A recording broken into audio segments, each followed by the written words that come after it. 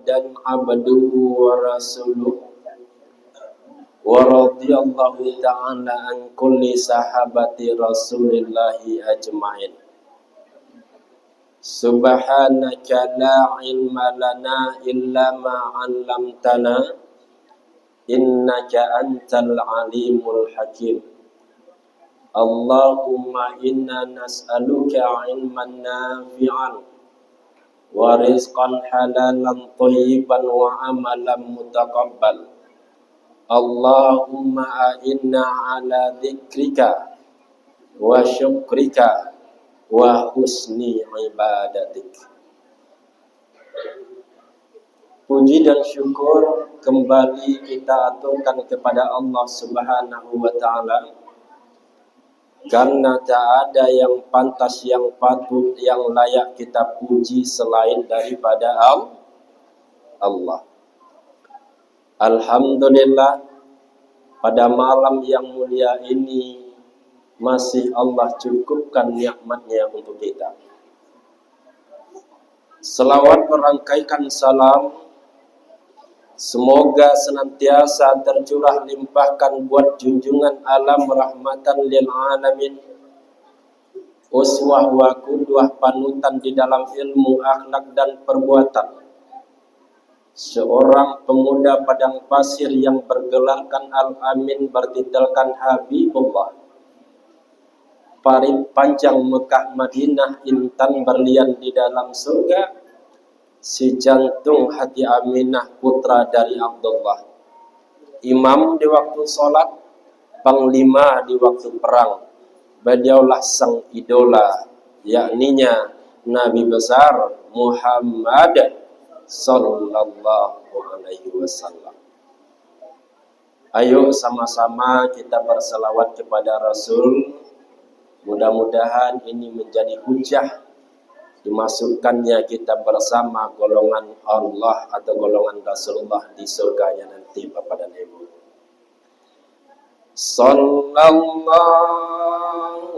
ala Muhammad, sallallahu alaihi wasallam, sallallahu ala Muhammad, sallallahu alaihi wasallam. Perbanyak salawat. Memanggil, menyebut nama Rasulullah saja kita, Bapak dan Ibu, begitu rindunya kita kepada Rasul. Apalagi nanti kita basuh Rasul dapat, ya Bu. Tentu rasa kerinduan kita pada saat ini melebihi rasa rindu kita di dunia nanti kalau ketemu Rasul. Makanya ketika Rasulullah duduk di majelis, Bapak dan Ibu, Rasulullah berkata kepada para sahabat yang datang pada waktu itu, wahai para sahabatku, nanti di akhirat akan ada mimbar-mimbar yang akan ditempati oleh orang-orang sesudahku. Maka salah seorang sahabat yang datang pada waktu itu bertanya kepada Rasul, wahai Rasul, apakah kami orang-orang yang akan menempati mimbar cahaya itu, wahai Rasul? Kata Rasul, Bapak dan Ibu, bukan. Bukan. Kalian itu adalah sahabatku. Lantas siapa, wahai Rasul? Rasul teruskan, orang-orang yang akan menempati mimbar-mimbar cahaya di akhirat nanti adalah orang-orang yang tidak pernah jumpa denganku. Mereka tidak pernah ketemu denganku, tetapi mereka begitu cinta dan rindu akan sunnahku, Bapak dan Ibu. Makanya hadir kita ke masjid ini kita ramaikan masjid berkah. Ini adalah satu daripada sunnah-sunnah Rasul yang lain. Makanya makmur tidaknya suatu masjid itu bukan dilihat dari kemegahan bangunannya, Bapak dan Ibu. Nanti baca surat At-Taubah ayat 18. Innama ya'muru masajidallahi man amana billahi wa bil yaumil akhir wa aqimus shalah wa ataz zakah wal yakhsha illallah fa'asa ulaika ayyakunu minal muhtadin. Salah satu di antara yang 5 orang yang memakmurkan masjid, Bapak dan Ibu, adalah orang yang beriman kepada Allah. Orang yang bertauhid kepada Allah. Orang yang memiliki akidah yang mantap, hebat, luar biasa kepada Allah. Bukan hanya sekedar mengucapkan La ilaha illallah. Bukan sekedar tahlil saja, Pak. Sebab Ustaz, karena kalau tahlil jangankan manusia, binatang pun kita ajarin tahlil sekarang, Bapak dan Ibu, bisa dia. Burung kakak tua hinggap di jendela, itu nyanyi nak. Burung kakak tua aja diajarin dia mengucapkan kalimat tahlil, dia bisa. Tapi perkaranya adalah, apakah ketika sudah berpisah ruh dengan jasad itu, masihkah dia masih mengatakan La ilaha illallah? Ini perkaranya, Bapak dan Ibu. Makanya makmur masjid itu salah satu diantaranya adalah berakidah yang mantap kepada Allah. Akito-kito lah, Bapak dan Ibu. Pokoknya bangga kita ada generasi muda di masjid kita. Karena mereka yang akan mewarisi estafet perjuangan Bapak dan Ibu. Makanya bangga kita memiliki atau diramaikan oleh orang-orang tua kayak Bapak dan Ibu, 40, 50, bahkan sampai lebih dari 70 ketua kita. Bangga kita, Bapak dan Ibu. Karena yakin dan percayalah bahwa apa yang Bapak Ibu berikan pada saat ini, yang ditunjukkan pada saat ini adalah manifestasi untuk kampung akhirat. Kini yang mau bertanya ke ibu yang lah baru di atas 60 tahun. Tujuan ibu hidup di dunia. Kira-kira tujuan ibu hidup di dunia. Rata-rata menjawab, tujuan kami lah Ustaz. Cita-cita kami Allah menjawab, lah aduh. Kami kalaulah bau lansia ko Ustaz, tujuan kami ibadah saja ya Ustaz. Karena masa muda adalah masa yang berapi-api, kata Bung Roma. Lah kami nikmati dulu di dunia Ustaz.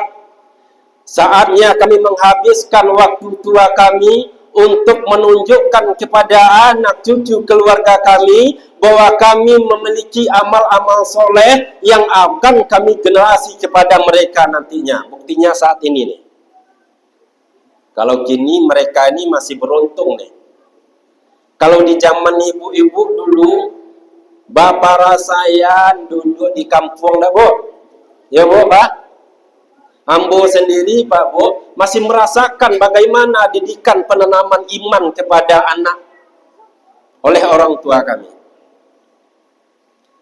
Setidaknya 3 waktu itu wajib kamu sarji itu.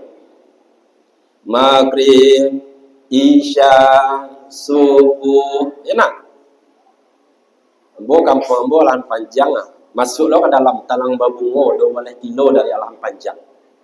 Masih lampu cogok, Bu. Masih ingat tuh orang tua kami waktu kami TK tuh memaksa kami, Pak, untuk baik kamu saji.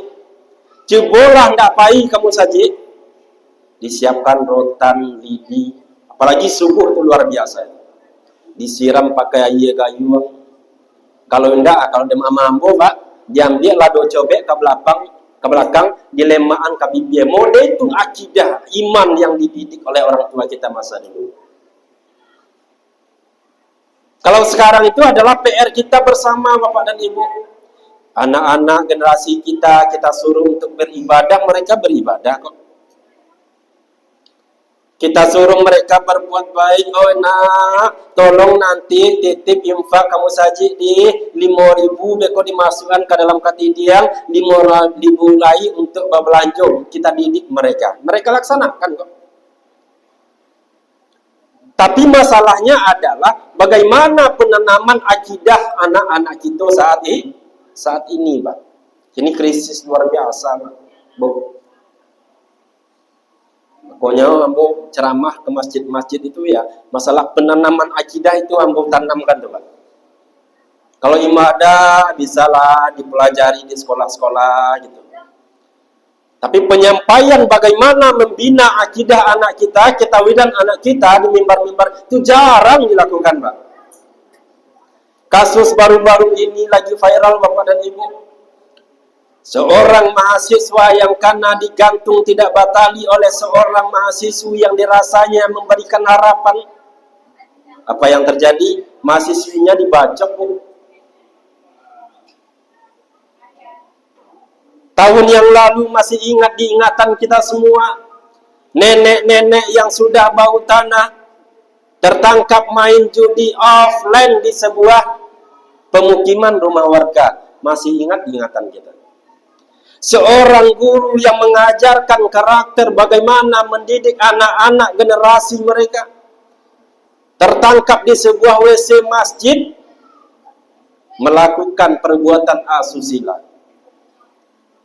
Orang tua seorang ayah yang sudah membesarkan putri-putrinya belasan tahun lamanya, Bapak dan Ibu, dengan tega memperkosa putri kesayangannya. Anak yang sudah dibesarkan puluhan tahun lamanya dengan tega membunuh ayah kandungnya sendiri. Ini krisis, Bapak. Belum habis LGBT, judi di mana-mana, narkotika dan sebagainya itu. Makanya kita harus bentengi anak-anak kita itu supaya mereka memiliki akidah yang mantap kepada Allah. Salah satunya adalah berbuat amal soleh.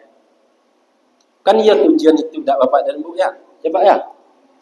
Kitulah bau muka ya amal soleh saja ya Bapak dan Ibu. Sebab kita beramal soleh, latar belakangnya karena kita banyak dosa. Qad aflaha man tazakka. Kata Allah dalam surat Al-A'la ayat 15, dilanjutkan nanti dengan surat ayat ke-16-nya. Sungguh beruntunglah orang-orang yang mensucikan diri. Kita baru hari-hari kita bangun dengan dosa. Beko ibu kalalok sampai besok lo kalalok lo bandia penuh dengan dosa. Indak dari mata, dari mulut, indak dari mulut, dari telinga, indak dari telinga, dari tangan, indak tangan dari kaki, indak dari kaki, dari hati, penuh dengan dosa, Pak. Dosa kau tidak memandang tampil, Bapak dan Ibu. Oh, profesi yang seorang pedagang sedang menjual, tuh Bapak dan Ibu, transaksi jual beli pun bisa menimbulkan dosa. Oh, pai belanja ke pasar raya, beli baju baru, dipilih-pilih ke. Kok ditampe A, oh kualitasnya bagus tapi mahal mana. Kok ditampe B, kok kualitasnya bagus 10 tapi layak agak menenggang. Oh, rancak ditampe kalau pajak tua mahal mana, padahal kualitasnya sama. Mulut kita berdosa. Bahkan di dalam masjid pun Bapak dan Ibu, kita terkadang juga menimbulkan dosa. Di sini dosa, di sana dosa, di mana-mana orang berdosa. Begini dosa, begitu dosa, di mana-mana orang berdosa. Sebaik-baik orang berdosa yang bertaubat pada Tuhannya, menghapus dosanya dengan amal yang berguna. Banyak dosa, Pak. Tapi ya, kata Allah, qad aflaha man tazakka, masih beruntung juga kita, Pak. Bahasa sayangnya Allah kata kita. Ba'a caranya adalah yang mensucikan diri. Ba'a cara mensucikan diri. Lihat ayat yang ke-6 baliknya. Wa dzakara asma rabbih fasalla. Salah satu orang yang mensucikan diri adalah senantiasa berzikir, mengingat Allah. Fasolah, maka mereka mendirikan sholat. Makanya majelis kita ini Bapak dan Ibu, ini namanya adalah majelis zikir. Majelis yang senantiasa mengingat akan Allah. Apa ibu sebagai ahli zikir, ambo sebagai pentausiah adalah ahli zikir. Di ma ayatnya baca surat Al-Anbiya ayat 7. Fas'alu ahli dzikra ma la ta'lamun in kuntum ma la ta'lamun. Kalau tidak tahu, kata Allah, silakan baraja. Batanyo. Tak mengerti, datangi ustaz. Yang tak dimengerti itu. Makanya sistem di zaman Rasul dulu namanya halaqah. Kalau ikut kajian umum lebih kurang 20 atau 30 menit. Kalau untuk kajian intensif itu namanya halaqah, dibuka kitab, dibuka Al-Quran, hadis Rasul, atau kitab-kitab yang dikarang oleh para ulama, itu yang dibedahlah. Itu yang dibedah. Makanya pertama kali Rasulullah itu menerima wahyu, dia berdakwahnya itu di rumah Abi Arkam bin Arkam. Dikajilah. Ya. Gunanya supaya magia tahu kepada umat yang pada saat itu belum memiliki akidah yang bagus, didakwahilah dia secara beransur. Jadi beruntunglah Pak dan Ibu ini kau datang kamu saja, ya nak. Dengan niatnya adalah lillahi ta'ala. Kan tidak ada tujuan kita yang lain dah Pak ya. Wa ma umiru illa liya'budullaha mukhlishina lahuddin. Ikhlas kita. Mengharapkan ridha Allah. Janji Allah Bapak dan Ibu kepada orang-orang yang senantiasa mengingat Allah, bertauhid kepada Allah, berzikir kepada Allah, baca surat Al-Ahzab ayat 35 nanti. Wa dzakirinallaha katsira wa dzakirati a'addallahu lahum maghfiratan wa ajran 'azima, kata Allah. Orang-orang yang banyak berzikir mengingat Allah, ini akan diberikan dua keutamaan. Keutamaan yang pertama, a'addallahu lahum maghfirah. Makanya majlis ko disebut sebagai majelis penghapus dosa. Penghapus dosa. Apa sebab? Karena wajah-wajah orang itu wajah-wajah yang tak berdosa, Pak. Itu kata Allah. Makanya ketika bapak dan ibu baca ramah, gampang saya terlalu. Ya nak? Gampang saya terlalu. Sekarang ko Ustaz majih pengajian basandawa kadindiang katungga, ya nak? Cari ma yang paling pade, tak kalau saya di situ. Dapat pahala kita kok. Itu namanya orang-orang pilihan gitu. Orang-orang pilihan. Kalau ambo Pak Bu baca ramah di Madinah ya. Tak pernah ambo menegur jemaah dah Pak. Oh masalah basanda mau jual tak masalah. Karena senang ambo bertemu dengan wajah-wajah yang tidak penuh dengan dosa. Salah satunya adalah wajahnya cerah, menyejukkan. Karena janji Allah itu Bapak dan Ibu. Kata Nabi, dosa itu berasal dari hati yang gelisah. Tanda hati yang gelisah itu Bapak dan Ibu susah lalu. Susah lalu Pak. Kalau susah lalu Bapak dan Ibu itu tanda banyak dosa. Yang dipikirnya dunia saja. Makanya di luar musaji ke Bapak dan Ibu, kadang orang laloknya pakai pel. Kalau tidak pakai pel, tidak disuntik dulunya tidak lalok-lalok dah Pak. Ya nak? Beda jawab Pak. Ada jadwal dakwah rutin, misalnya sekali seminggu atau kinilah. Ajak saya orang yang susah laloknya Pak, pai ke masjid, insya Allah ketika mendengar pengajian Pak, tak kaloknya Pak. Gitu Pak. Alun yang bakaru lagi gitu ya. Jangan tu bakaru. Atau orang-orang mana yang tak berdosa tu Pak. Kalau nyampang meninggal ya Pak langsung masuk saruko. Karena dia jihad Pak. Dia jihad di jalan Allah. Masuk ke majlis kau Bapak dan Ibu, nyampang ibu meninggal di musajid karena mendengarkan kajian dari Al-Ustaz, insya Allah masuk saruko. Masuk saruko itu janji Allah Subhanahu Wa Taala. Ya, makanya ada sahabat namanya Abdullah bin Abi Maktum, Ummi Maktum, di zaman Rasul.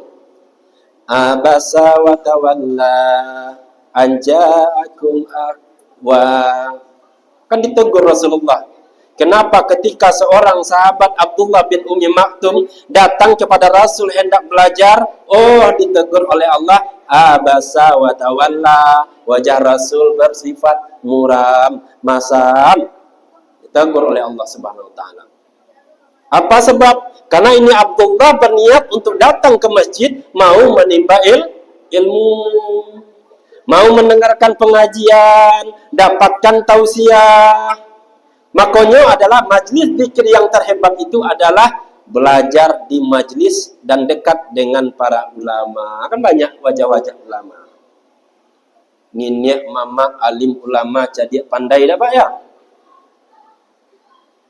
Bak kayu gadang di tengah koto nan baurek baka tunggang nan barampang badahan rampak nan barantiang badaun rimbun dan babungo babuah labek makanan anak kemanakan nan tinggi nampak nyuari nan dakik jolang basuh ayam putih tabangnya siang tunggak tuo dalam galanggang kabukit nak minta angin kalurah nak minta air suci tapian janih minuman anak kemanakan kapai tampek batanyo kapulang tampek babarito mode itu kita Pak di siko Pak.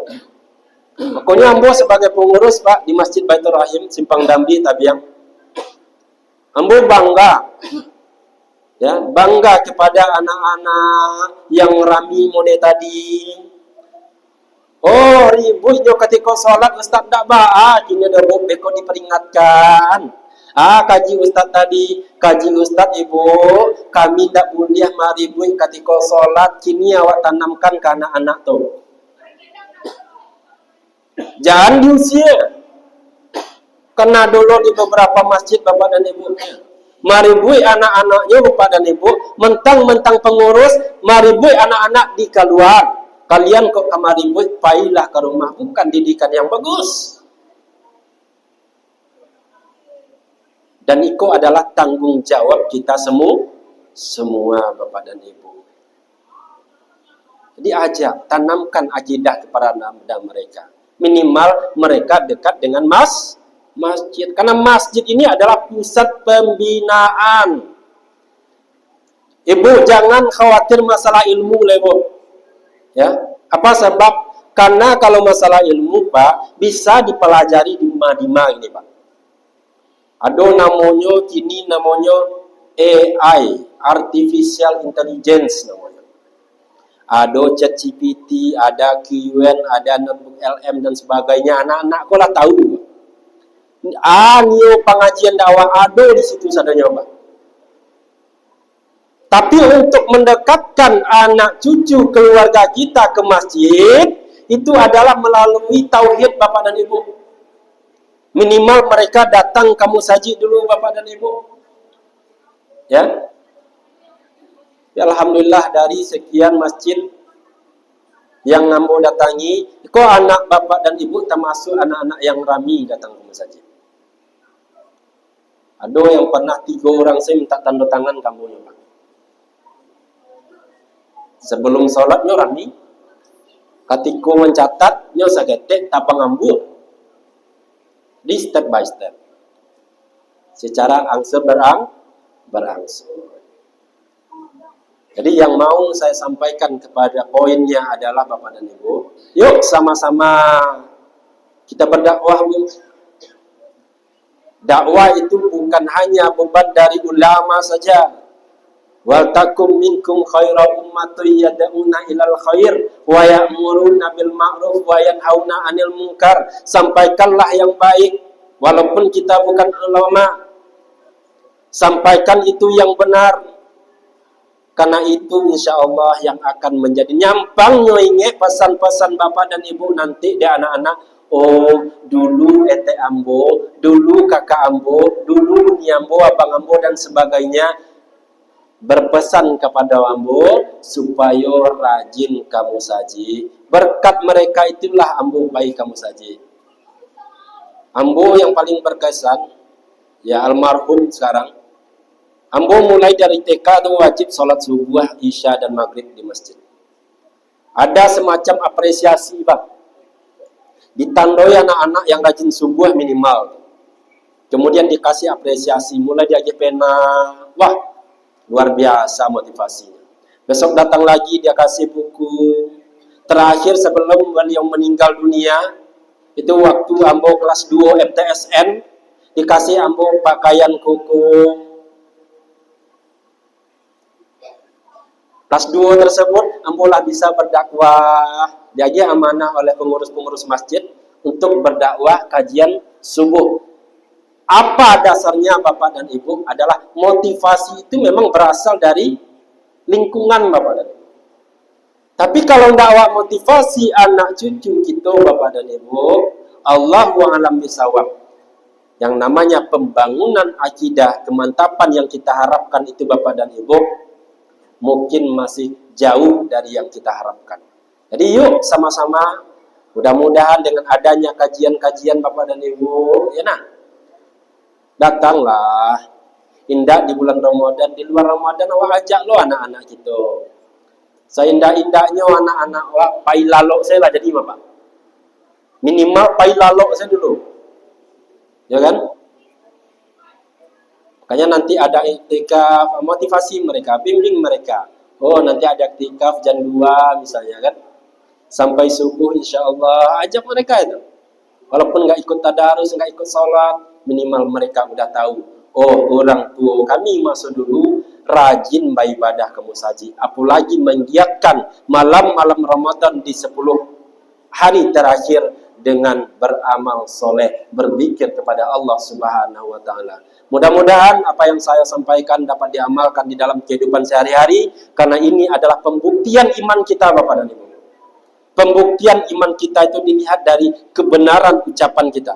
Ucapan kita itu kita realisasikan apa tidak.